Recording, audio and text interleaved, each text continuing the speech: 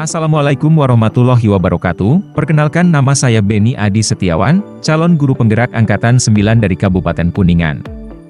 Izinkan saya untuk memaparkan hasil aksi nyata Modul 1.4 Budaya Positif. Beliau berdua adalah pengajar praktik dan fasilitator saya, yaitu Ibu Heni Herawati dan juga Ibu Umi Kulsum. Berikut ini merupakan rancangan tindakan untuk aksi nyata saya. Yang pertama adalah latar belakang. Murid tidak suka peraturan karena selama ini jika mereka melakukan pelanggaran, maka akan mendapatkan hukuman dan cenderung akan mempermalukan dirinya. Selanjutnya, tujuan aksi nyata. Yang pertama, menciptakan murid yang merdeka dan disiplin diri yang kuat. Yang kedua, menumbuhkan budaya positif di sekolah dengan meyakini nilai-nilai kebijakan universal.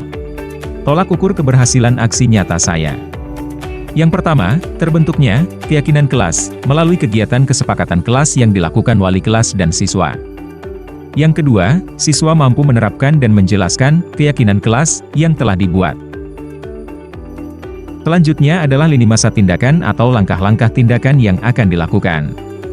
Yang pertama, menghadap kepala sekolah untuk menjelaskan pentingnya penanaman budaya positif dan keyakinan kelas di sekolah, serta meminta izin untuk mendiseminasikan bersama rekan guru. Yang kedua, mengumpulkan rekan guru yang melakukan diseminasi pemahaman materi budaya positif tentang keyakinan kelas dan segitiga restitusi. Ketiga, berkoordinasi dan berkolaborasi dengan wali kelas untuk membuat keyakinan kelas di kelas masing-masing. Dan yang terakhir yaitu, memantau, merefleksi, dan mengevaluasi keyakinan kelas yang telah dibuat. Berikut merupakan dukungan yang dibutuhkan. Yang pertama adalah dukungan dari kepala sekolah, rekan guru, serta murid agar tindakan yang telah disusun dapat dilakukan secara lancar dan menyeluruh. Yang kedua, sarana dan prasarana untuk menumbuhkan budaya positif di sekolah. Dan yang terakhir adalah dukungan dari orang tua dalam melakukan budaya positif di rumah. Berikut ini merupakan kegiatan diseminasi di sekolah mengenai pemahaman dan pengalaman budaya positif. Assalamualaikum warahmatullahi wabarakatuh. Alhamdulillah kita pada kesempatan ini bisa berkumpul dalam rangka sharing kolaborasi dengan kami dari calon guru penggerak. Setelah mempelajari modul yang sudah kami pelajari, mungkin pada kesempatan kali ini kita akan berdiskusi bersama dalam rangka menyebarkan pemahaman dan pengalaman tentang budaya positif di sekolah.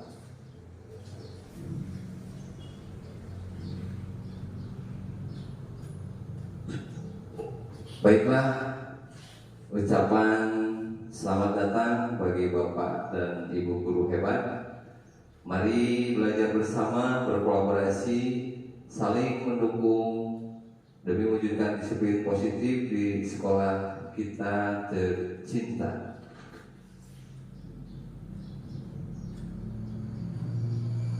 Ada beberapa hal yang akan saya paparkan, diantaranya yaitu konsep utama modul budaya positif. Ada 7, yaitu yang pertama, perubahan paradigma belajar, disiplin positif, kebutuhan dasar manusia, motivasi perilaku manusia, posisi kontrol restitusi, keyakinan kelas, dan segitiga restitusi.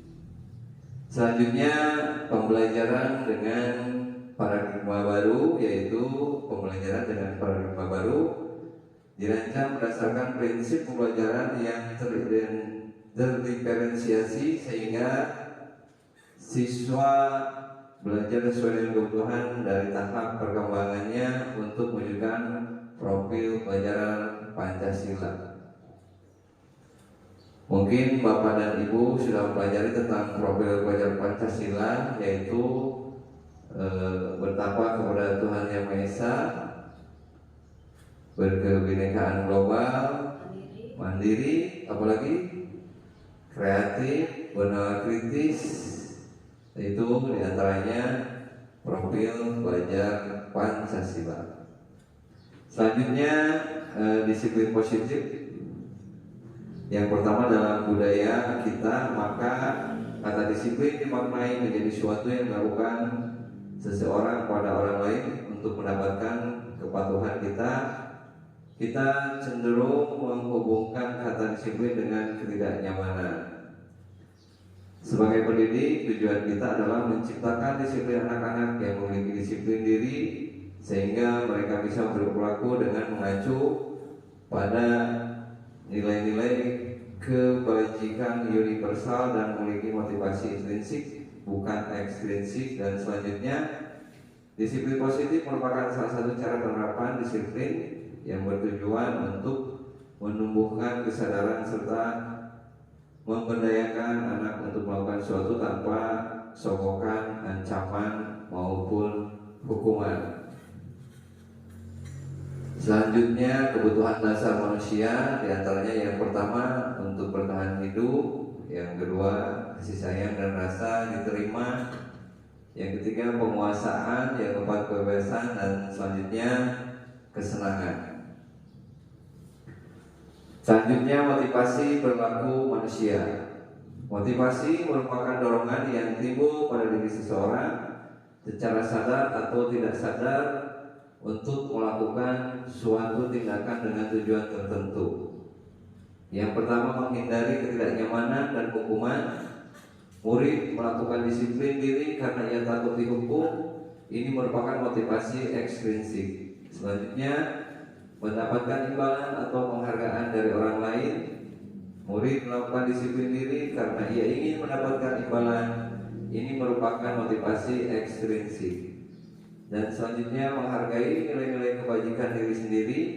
Murid melakukan disiplin diri karena sadar akan nilai kebajikan dirinya. Ini merupakan motivasi ekstrinsik.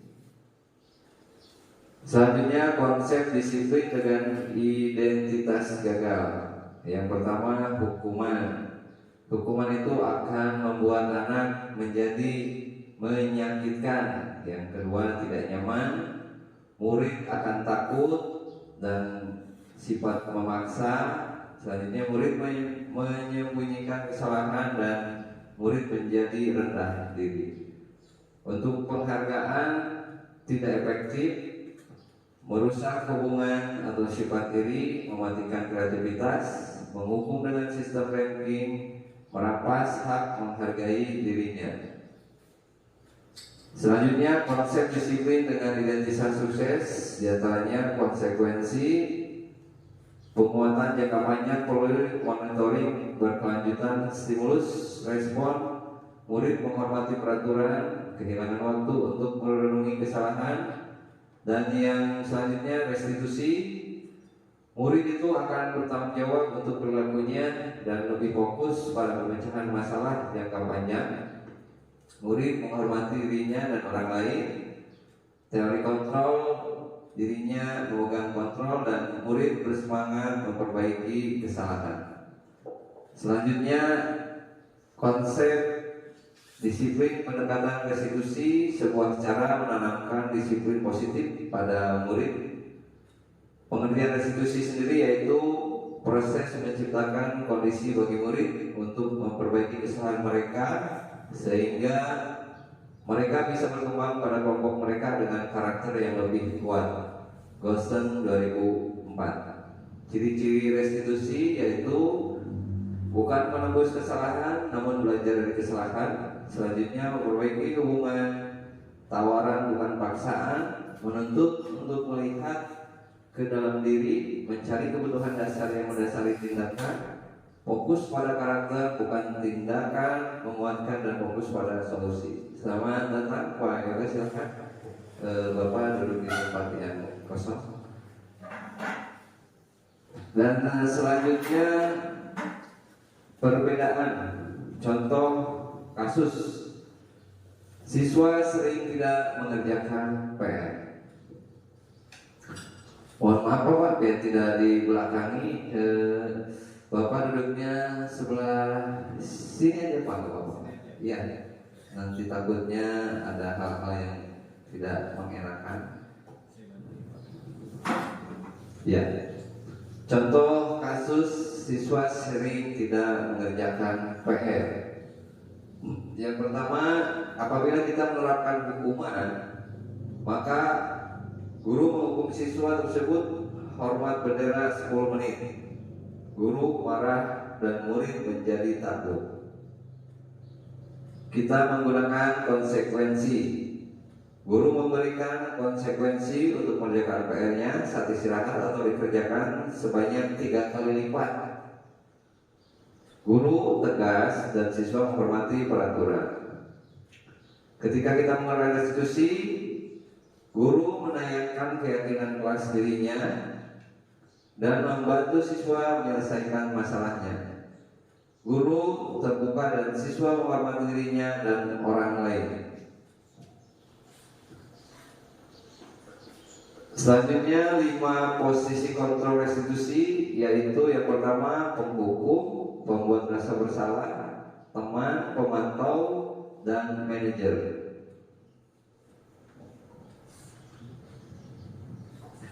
Contoh penerapan 5 posisi kontrol. Contoh kasus lagi, siswa tidak memakai atribut lengkap saat upacara bendera. Bagi penghukum, patuhi aturan sekolah lalu berdiri di depan barisan. Ketika menggunakan pembuat rasa bersalah, berapa kali Bapak harus memberitahu kamu, Bapak kecewa sama kamu. Berperilaku sebagai teman, ayolah yang tertib, Bapak bangga, kali ini tidak apa-apa, kamu salah. Sebagai pemantau, kamu sudah melanggar apa peraturan dan konsekuensinya. Dan sebagai manajer, apakah kamu tahu kesalahanmu? Kira-kira bagaimana kamu akan memperbaiki kesalahan ini? Dan selanjutnya keyakinan kelas. Mengapa keyakinan kelas? Mengapa tidak peraturan kelas saja? Pertanyaannya, mengapa kita memiliki peraturan tentang penggunaan helm pada saat mengendarai kendaraan roda 2 atau motor? Dan mengapa kita memiliki peraturan tentang penggunaan masker dan mencuci tangan setiap saat? Ini contoh kegiatan membuat keyakinan kelas. Guru bersama siswa membuat keyakinan kelas. Dan di situ terdapat video sedang berdiskusi tentang peraturan, sedang merumuskan peraturan menjadi keyakinan kelas dan menempelkan keyakinan di dalam kelas. Selanjutnya, bagaimana pembentukan keyakinan kelas? Yang pertama, lebih abstrak dari peraturan. Yang kedua, berupa pertanyaan universal. Yang ketiga, dibuat dalam bentuk positif. Yang keempat, sedikit saja agar mudah diingat. Yang kelima, sesuai dengan kondisi kelas dan sekolah agar mudah diterapkan. Dan selanjutnya, semua warga kelas sekolah dilibatkan saat membuat keyakinan kelas. Dan selanjutnya segitiga restitusi. Yang pertama, langkah-langkahnya menstabilkan identitas. Kita semua akan melakukan hal yang terbaik yang bisa kita lakukan. Yang langkah kedua, validasi tindakan yang salah, yaitu semua perilaku memiliki alasan.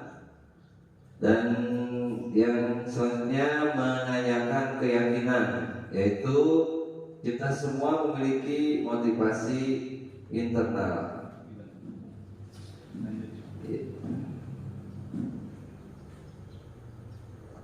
Dalam penerapan program disiplin positif, hendaknya guru memiliki standar kepribadian profesional dan sosial yang baik, di mana guru mampu berefleksi pada posisi kontrolnya saat ini.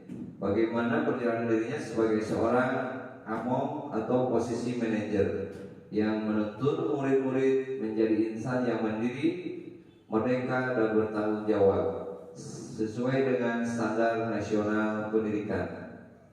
Semoga sesi belajar kita hari ini membawa manfaat sehingga dapat menjadikan pelajar profil Pancasila. Salam Merdeka Belajar.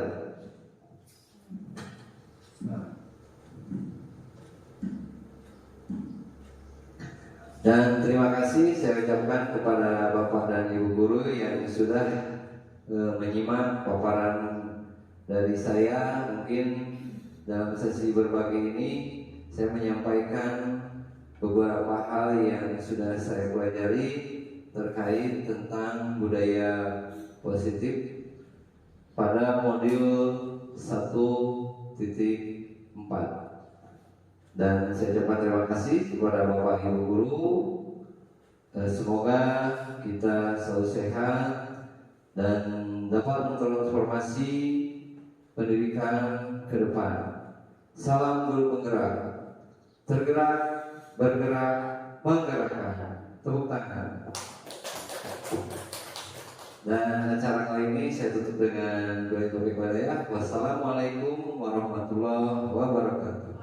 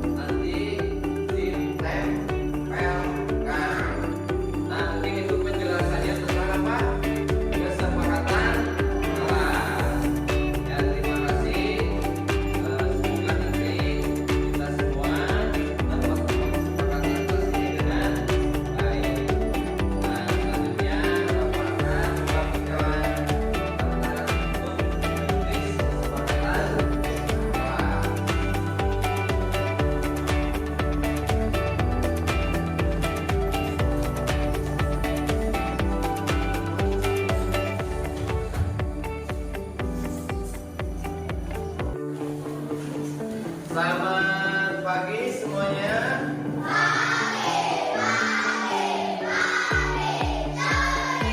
Harapannya hari ini baik. Nah, kemarin Bapak sudah menjelaskan tentang perkara kita, dan selanjutnya kita akan menulis kesepakatan kelas, ya. Kesepakatan kelas itu apa? Perjanjian yang dibuat antara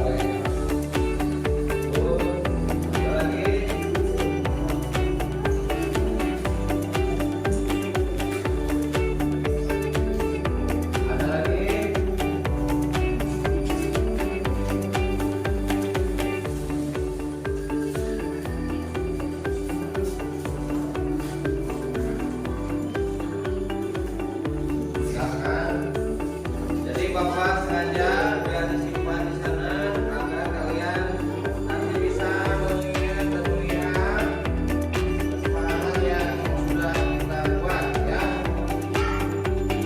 Oke. Ini siapa nih?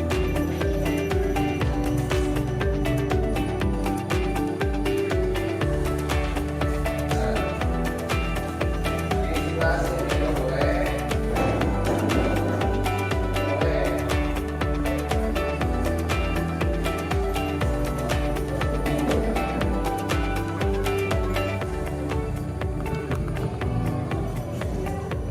Good. Mari, boleh aku bantu sini. Ya. Ada lagi. Selanjutnya.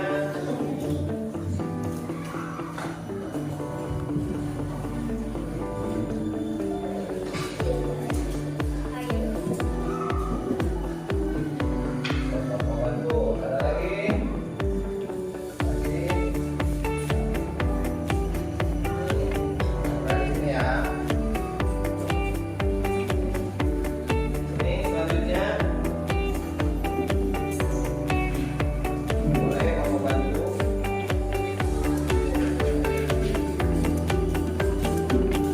Oh, silakan.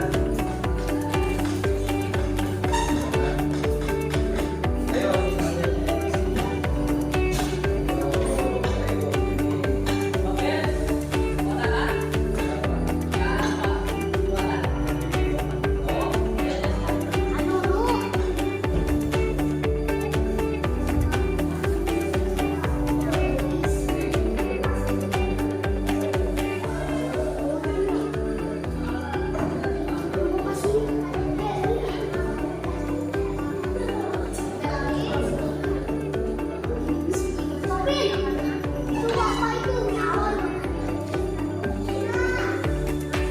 Sudah ya, semuanya sudah ditempel kesepakatan kelasnya. Nah, nanti bagi kalian merasa nyaman atau pentingkah kesepakatan kelas seperti ya, ya apa kita buat dari kesepakatan di depan biar kesepakatan kelas yang sudah kita buat. Semoga depan kita akan lebih baik lagi. Terima kasih. Wassalamualaikum warahmatullahi wabarakatuh.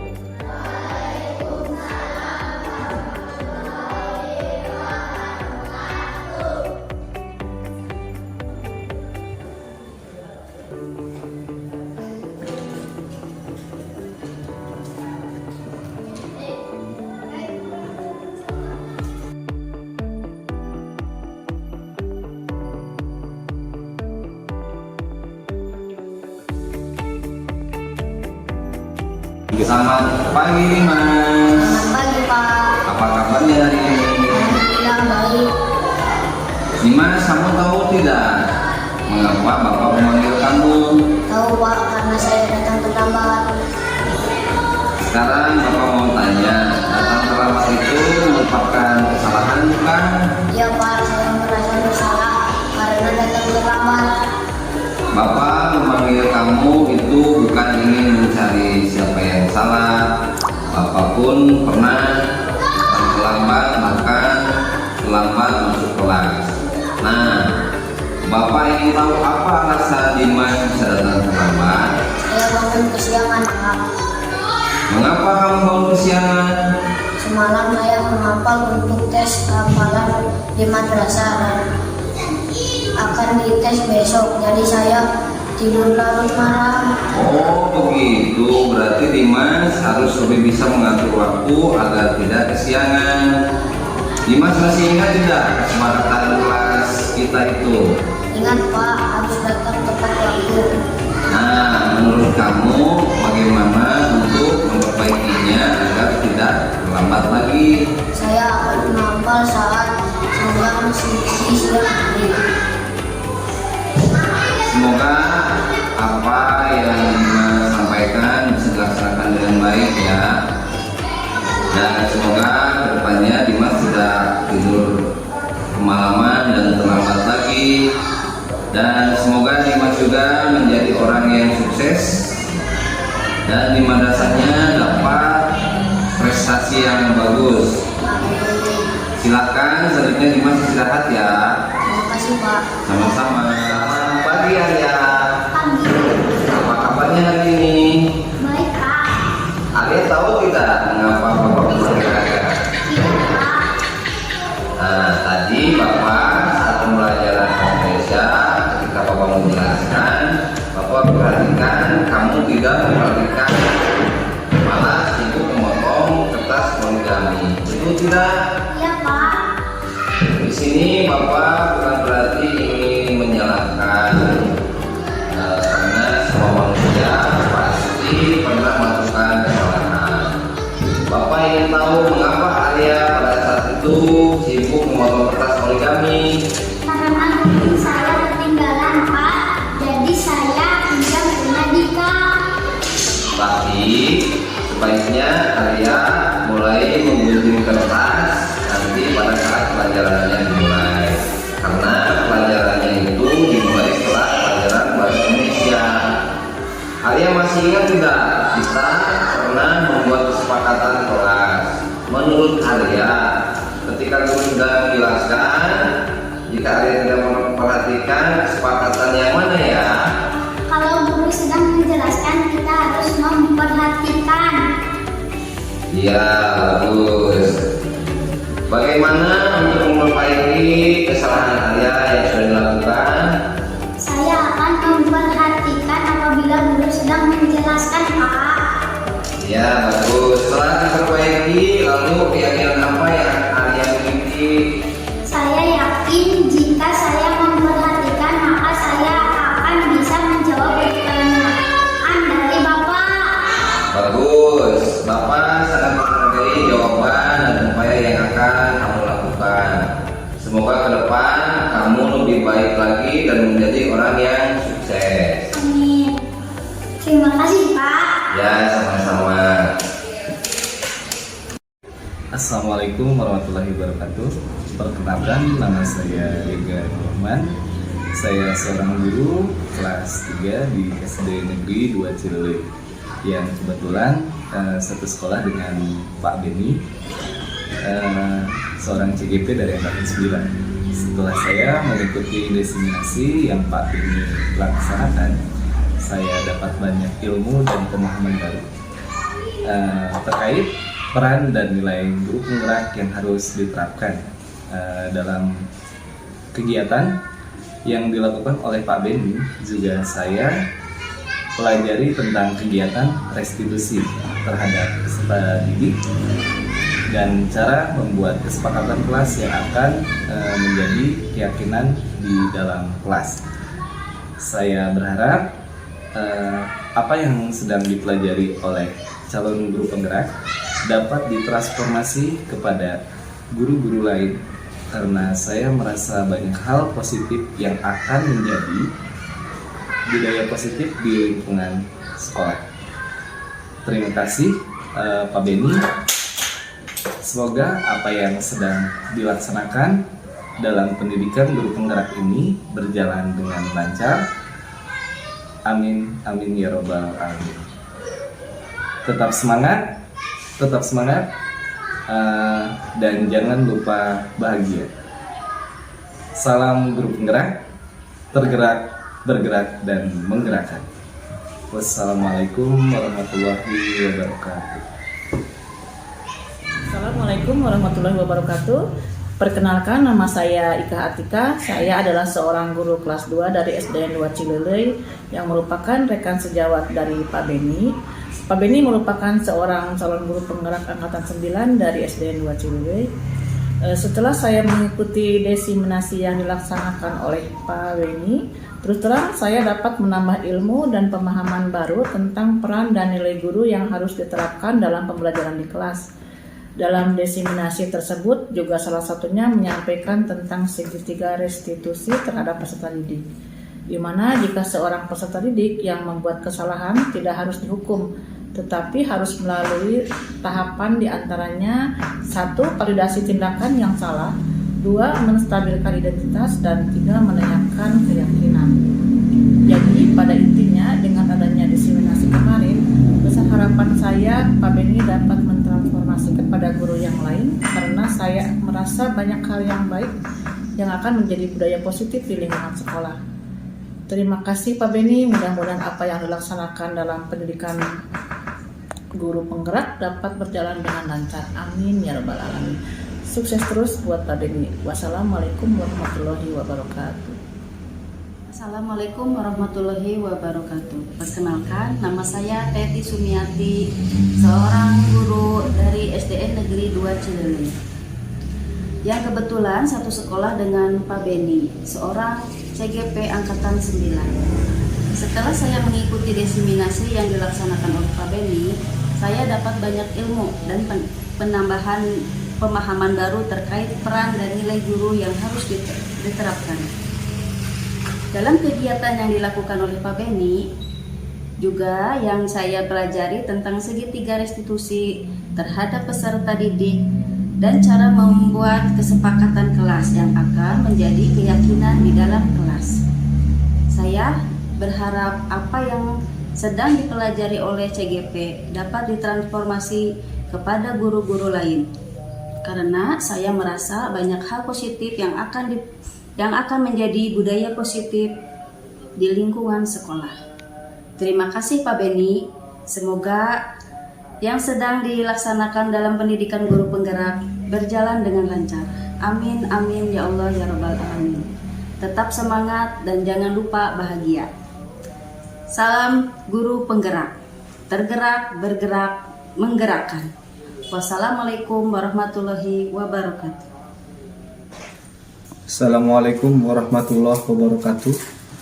Perkenalkan, nama saya Peri Hardianto. Saya seorang guru pendidikan agama Islam di SD Negeri 2 Cilelei, yang kebetulan satu sekolah dengan Pak Beni, seorang CGP Angkatan 9.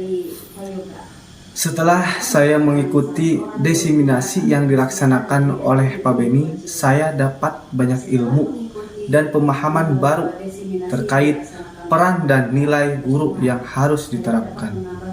Dalam kegiatan yang dilakukan oleh Pak Beni, juga yang saya pelajari tentang segitiga restitusi terhadap peserta didik dan cara membuat kesepakatan kelas yang akan menjadi keyakinan di dalam kelas.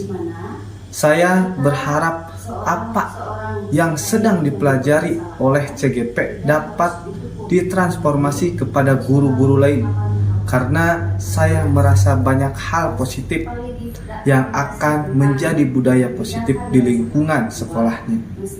Terima kasih Pak Beni, semoga apa yang sedang dilaksanakan dalam pendidikan guru penggerak berjalan dengan lancar. Amin ya Allah ya rabbal alamin. Tetap semangat dan jangan lupa bahagia. Salam guru penggerak, tergerak, bergerak, menggerakkan. Wassalamualaikum warahmatullahi wabarakatuh. Terima kasih.